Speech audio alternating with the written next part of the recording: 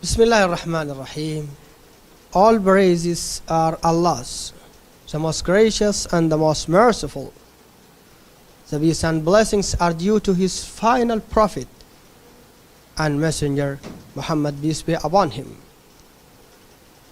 In this video, inshallah, I'm going to comment on the insulting issue to our Prophet and Messenger, Muhammad, peace be upon him, and to his message, Islam in general, by the French President Emmanuel Macron. This person, Emmanuel Macron, tried to exploit what is called Islamophobia, a terminology used to present Islam as a source of terrorism and a source of dreadful, terrible actions. He tried to present Islam in this way so as to regain what he has lost from his popularity among his people. All this have done under the pretext of freedom of speech. He dared to describe Islam as a religion that is in crisis all over the world. And later on he added that he won't prevent the publishing of the insulting characters or cartoons which were exhibited by a school teacher in one of the schools in France. As commenting on these actions and statements, I would like to say that what Macron did could not be considered as an isolated incident that was not preceded by its likes. Rather, it was part of a long series of action that take place here and there, constituting a whole campaign against Islam. This hateful statement can serve as a means that triggers terrorist behaviors and enhances violence actions. It also jeopardizes the great efforts being exerted to establish peace and stability in the whole world. Macron abuses Islam under the pretext of freedom of speech. Meanwhile, he forgets or pretends to forget that his country adopts secularism, which claims to be neutral towards religions. Thus, in what sense he comes to give himself the right to freely speak ill about the values of Muslims, and at the same time he asks them to respect the values of his republic. He's not tolerant with the minority of Muslim community in France and wants them to be tolerant in response to the insults of their holy values. So that I do call all Muslims all over the world to be aware of this conspiracy and do not let these scholars to fool them, because they want to encourage Muslims to take any terrorist actions, and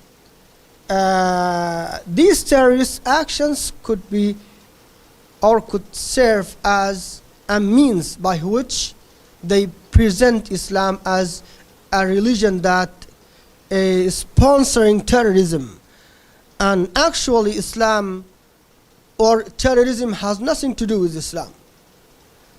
All it is done by the terrorist groups has nothing to do with Islam, because the Islamic Prophet was not one of the terrorists. And even the pictures which were exhibited to our Prophet taking a bomb or something like this on his head. This is a very big lie, because the history of Islam has told us that our Prophet Muhammad, peace be upon him, and all his followers did not make any factory, even a factory for making weapons. He did not establish or set up factories for making pumps, like nuclear pumps. They have to ask themselves, who dropped the nuclear bombs on Hiroshima and Nagasaki? That was not a Muslim man, was not a Muslim country. They are these disbelievers and secularists who find their tongues nowadays to talk about Islam as a religion that is sponsoring terrorism. And actually, and the truth is that they are the terrorists themselves. Those who sell weapons all over the world and establish many factories and selling weapons all over the world and starting wars between countries. And those themselves are the people who colonized some African countries and took many Africans overseas and sold them as servants in the European markets. Who is a terrorist? Who is a terrorist? Muslims are not terrorists. Islam has nothing to do with terrorism, but they are the terrorists themselves, and they try to condemn Islam with terrorism. So I call all Muslims worldwide to be aware.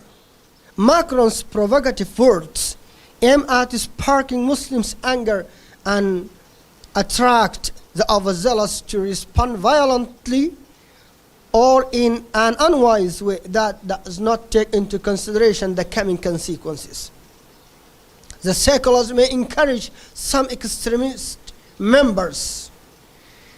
I know that many of the extremists and the secularists or the terrorist groups were guarded and were pushed and urged by these secularists themselves to take some actions that spoil and corrupt the image of Islam.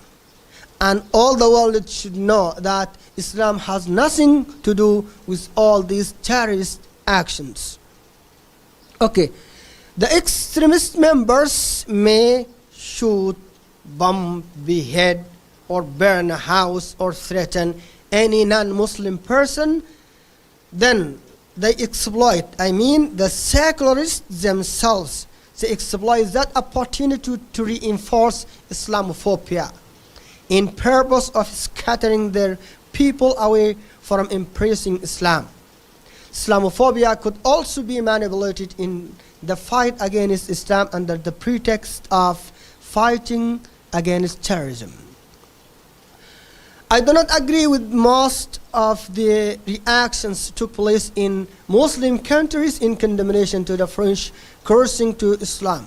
The mass media published that some Muslims tried to burn the French embassies in their countries. Some others drew abusive cartoons to the French president, and some others were accused of beheading the French teacher who exhibited the insulting images. Generally, our true Islamic scholars do not recommend such kinds of responses and consider them prohibited. For the fact that they spoil the image of Islam, I think that actually supplies the goal of the enemies of Islam. So the best way to oppose the French campaign against Islam is to present the true image of Islam in a way that makes the non-Muslims know more about the reality of Islam and morals.